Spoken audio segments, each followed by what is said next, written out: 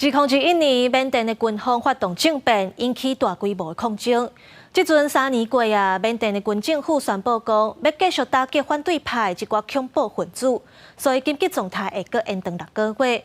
若军政府进前答应要办大选，百姓恐惊是淡薄啊。 缅甸广播电视台用即时快报报道军政府重大决策，正伫咧实施的国家紧急状态，搁再延长6个月。军方声明讲，紧急状态无法度解除，是因为一日甲全国各地武装反对分子对抗，也搁伫咧继续，局势无正常，而且会继续打击恐怖分子。另外，国防安全委员会伫咧首都奈比多的会议讨论举办多党选举的准备，加全国人口普查，不过并无提供更加侪细节。军政府正面临着3年来上大的挑战。 少数民族武装团体加反对军政府的分子，伫咧去年底一波新的攻势，占领一寡军事地点，也搁城市。联合国统计，缅甸有差不多230万人无家可归，边个国家想要做中人也无进展。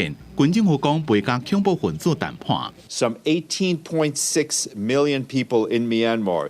That's 1/3 of the country's population. Urgently need humanitarian assistance.